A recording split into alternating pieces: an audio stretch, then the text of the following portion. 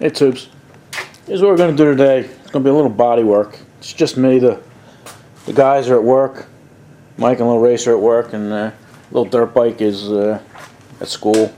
So it's just going to be me. We're going to do some body work on this this housing here. Right now it looks like hell. You're saying, Road King, what can you do with that? Well, when we get done with it, it's going to look like a brand new Cadillac. Just get this out of here. And I also made the plate back here. I don't know if you can see that, the plate that holds it. I made that out of steel. When I take that off, you can see that was it's pretty interesting, because that plate actually diverts the air into the fins. And even on these newer, I say newer, you know, it's 1953, but these engines were originally 5S's, and they were a little shorter. And then when they made it to a 6S, they had to change the configuration of the valve cover here to divert the air even more, because they had an extra fin in it. But it's pretty cool the way they designed it. When I take it off, I'll show that to you. I wish I could work on it, because right now it's pretty stable. I wish I could work on it while it's on the engine, but I don't want to be grinding and slapping putty and everything on that so close to the engine. So I'm going to figure out a way to hang this up on a vise, and we'll work on a vise. Okay. Alright, here's a backing plate I made for this to hold on the housing. And this is the block that Mike made. You've probably seen him making it in the little mill over there, but that's what's going to hold our distributor. We had to put it on the outside and attach it to the crank, because there just wasn't any room to stick it inside. You know, everything in there is just so close and tight. You know, that's just the way we had to go. We didn't want to, but you know, that's just the way things are. Here's an original backing plate, you know, and I made this one out of steel for a couple of different reasons. You know, for the support, because we're going to have the distributor on it and stuff like that. And plus, we had to weld a few things on there. But let me show you. See this? This actually there's a little bend up here in the shroud. Looks like it's bent on about a 45. Or no, there's a backing plate. I keep calling it a shroud. But you see, it's like a 45. Well, what it does is, you had the flywheel that used to be here, but we're going to have a fan. And it just directs the air up here. You know, it comes up here. Watch my finger. Where's my finger? It goes around, and it comes up. And here's that valve cover I was telling you about. The 6S's put this little tab on here. So it actually directs all the air right into here. And that's why I made that on 45 there. So it actually directs the air in there. But let me hang this on a vise. I'll figure out a way to hang it on a vise so we can work on this. Alright. Alright, we're all set up here. First thing we're going to do is grind down some of these lumps and bumps and shape this thing a little bit. I was going to use this little angle grinder, you know, this little air angle grinder, you know, with a 36 grit on it, but that doesn't work very well, you know, because I've tried it before. You know, with this braze here, you know, people think it's soft and everything, but I'm here to tell you that it's not. You know? It's actually pretty hard stuff. So we're going to wind up using the regular 4.5 inch grinder, whatever that is, and shape that up a little bit. Alright, let me do that. Alright, we ground that up and cleaned it up pretty good. I'm surprised it came out as well as it did. It's not going to take much plastic at all. And then I took the paint off it. Besides the sides we have to do, we knew we were going to have to do the sides, but there are two little holes up here, so I indented them a little bit so we can fill them. And then there was another tiny dent right here. So let me throw some putty on that and start shaping it up. Alright, I slopped some putty on there. It's drying up now. It's hardening up. I only put it on like 5 minutes ago. You only got about 15 minutes before this stuff is hard and you can work with it. I'm waiting for it to harden enough now so we can cheese grate it with this. This is actually just a regular wood rasp, Stanley wood rasp, but we call them cheese graters in the business. And it's still too soft. Alright, we'll let that harden up and then we'll show you how to use this on. Let's see. It feels like it's pretty hard. You don't want to get too hard. You want it to get just kind of soft. And then you just want to shape it. See how it comes off like a cheese grater? And then you just want to get your high spots off and shape everything. It's a little tough because the thing keeps moving, so I'm trying to be gentle.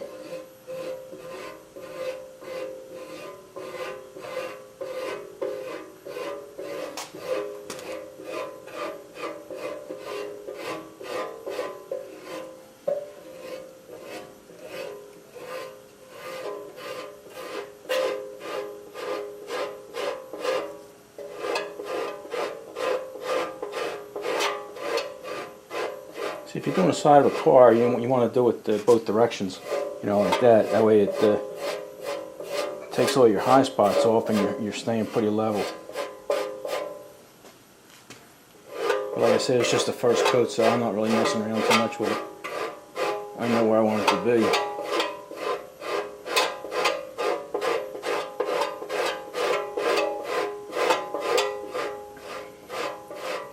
The better you do this, the less putty you'll have to use, and the less sanding you'll have to do. The closer you get this to where you want it.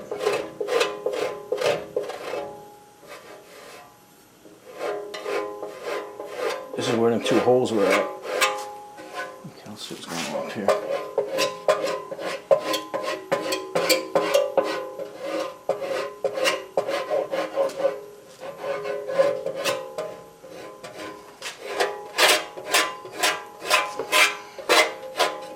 I'm doing half of this at a time so I can, it's easier to handle. Get my glasses here so I can see what we're doing. Where is that? Still there?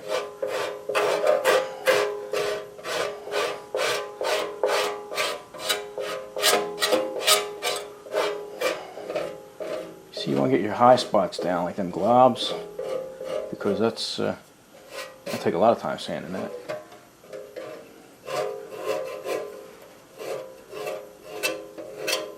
Just follow the contour of your panel here.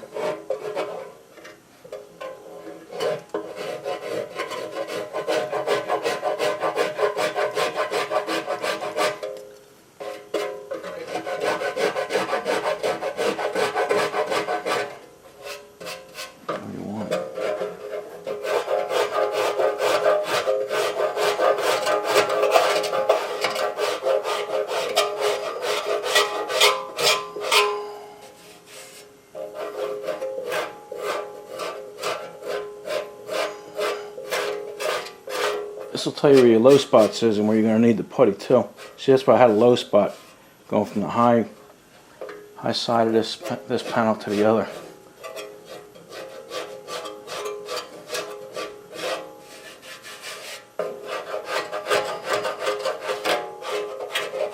Okay, let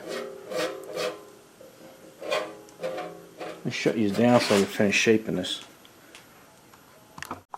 Alright. Got the top shaped to where I like it.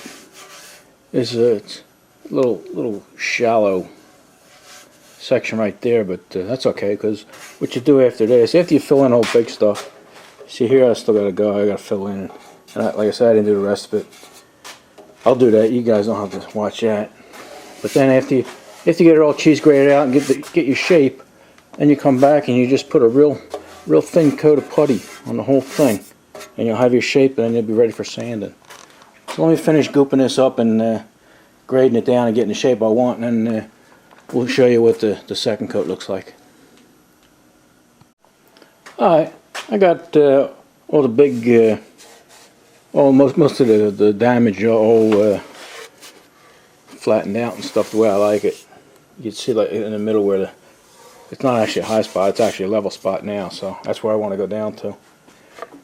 But I got the first coat in and filled all that in. Now what I'm going to do is just put a real thin coat of plastic on the whole thing to fill in the grooves. Some guys wouldn't do that. They would go right to 36 grit, but I know I have a few minor low spots and stuff like that, so I'll just fill the whole thing in, like I said, with a nice skim coat. Alright, let me set you guys back up on the tripod. Okay, I'll try and stay out of your way here. Like I say, we just want to put a thin coat on.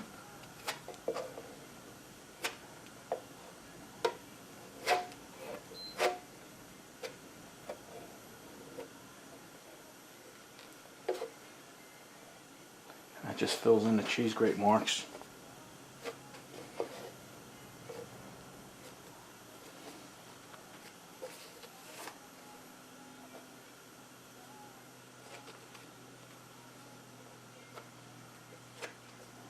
This is so thin that you can actually see through it. But that's okay. That's what we want. I didn't put as much hardener in it this time. It'll give me a little time to play with it. Caught some hell around these bolts. I'm going to have to do them after everything else is done.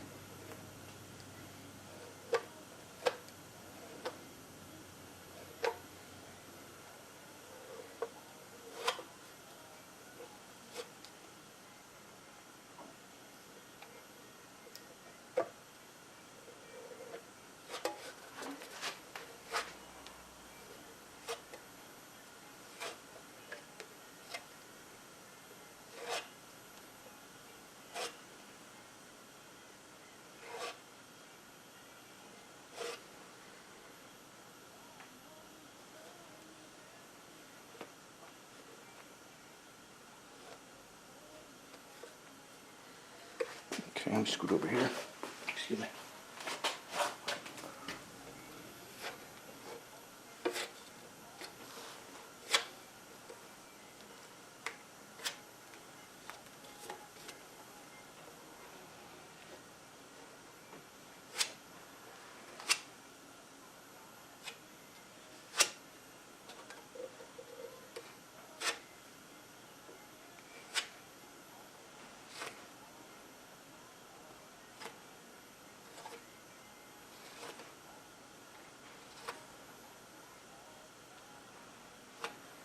Okay.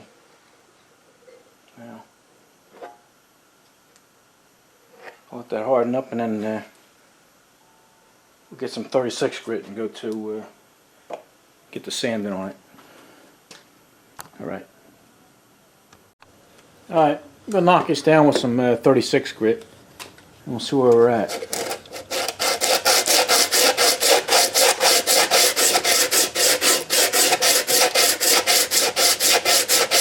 Pretty awkward sanding on this this thing here, but it is what it is, right?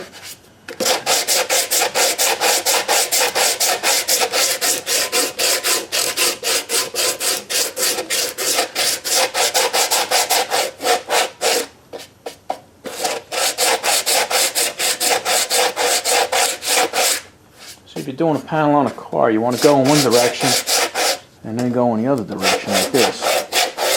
You know, in an X pattern. That way you won't be digging yourself a hole.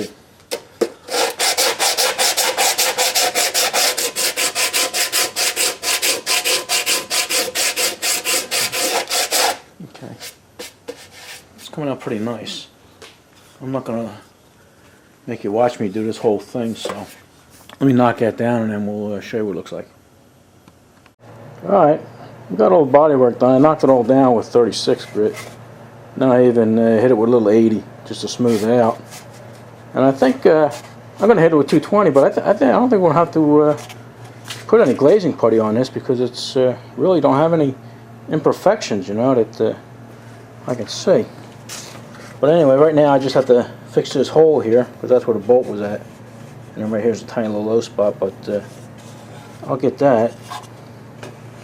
And then this hole on this side too. Just where the bolt was.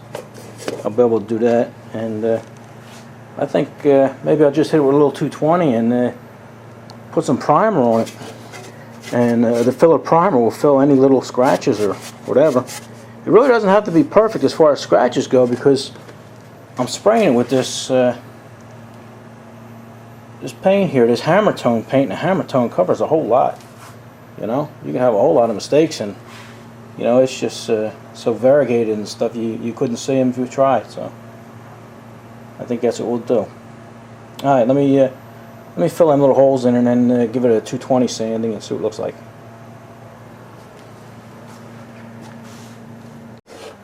Alright, I filled in the low spots over here and then around where the hole was, the bolt hole. Looks good.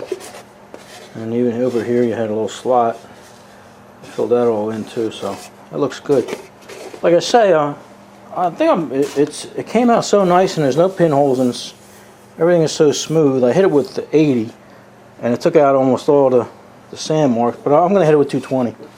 But normally what you would do, just for you guys that are going to do it on a car and stuff, you'd give it a thin coat of something like this, you know, a glazing putty, or here's another brand. This is good stuff, Evercoat. You'd give it a glazing coat, and then you'd wet sand it, or you'd sand it, you'd dry sand it. But back in the day, we used to use this kind of stuff. It's a heavy lacquer, and then you'd wet sand it. But there's other stuff. All this stuff is just like a real thin body putty, you know, to fill in the scratches. But like I say, I'm going to hit that with a little 220 paper now and see what it looks like. Alright. Yeah, we hit this with the 220 sandpaper, and smooth as glass. So all we have to do is, I don't know if you can see it. Let's see how nice that is. I don't know what it looks like, but it's actually smooth as glass. So all we have to do is hit it with a couple coats of primer fill. Probably don't even need to fill it, just regular primer would probably do it. Alright, it's late in the evening now, so it's dark out, and I'll have to wait till tomorrow. So when we take it out and paint it, we'll show you that. Alright, we primed it and painted it. Came out pretty good. I use a hammer tone paint. That's what we're doing. That's what we're using on the whole thing here. And it takes a smooth surface and actually makes it a little variegated. I don't know if you can see that, but it almost makes it look like cast. And that's what we want. We want to go for that old look. Seems kind of goofy to paint something that's perfectly smooth and try and give it that little bubbly feeling and stuff, but that's what we're going for. But anyway, like I say, it came out nice. Came out real good. Let me spin it around here for you. We're happy with it. So now what we're going to do is go throw the old Briggs sticker on there and see what it looks like. Alright, let's do that. Alright, I wasn't going to film this, but I figured what the heck, you've come this far with me, right? Here's the I call it a sticker. It's actually a water slide transfer. The decal. I got some warm water here. I'm going to stick it in there. Actually, it's not that warm anymore. I'm going to stick it in there for about 10 seconds. I lost count already.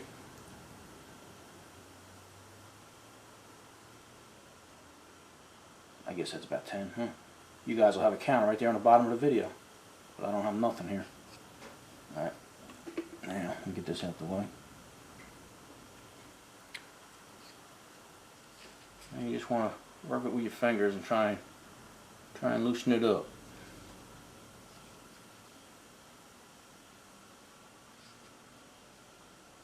You don't want to get too aggressive with it because you'll tear it to pieces.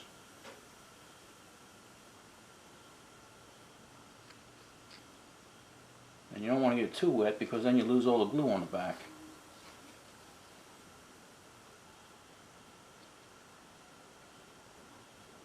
We'll stick it in for a couple more seconds. Seems like it's still pretty hard. It's still pretty tough. You hold it under. It looked like it was curled up a little bit, so I'll hold it in for another 10 seconds or so. Alright. Don't get carried away, okay. Alright.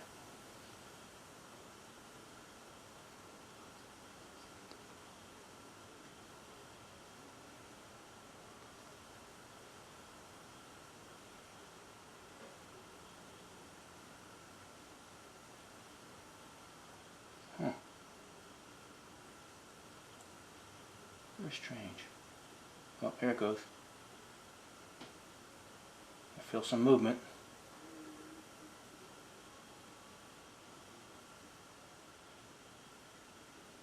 Okay. There you go.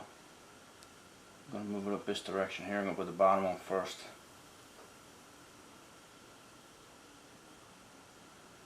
You don't want to wrinkle it there. Alright. Alright. We got her moving. We got her moving.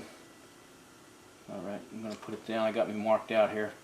Roughly where I want it. I'm still gonna, once I get it off, then you just pull that off. Like so.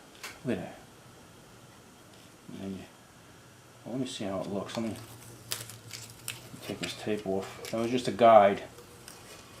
I'm gonna hold this up so I can see where it's at and see if that's where I like it. And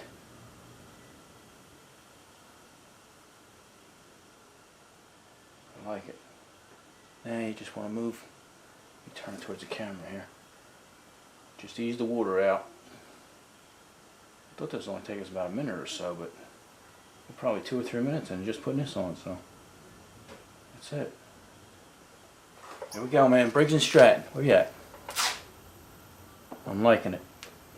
That's about where it belongs on the original ones. About one at the point, about 1 7/8 from the bottom. Okay.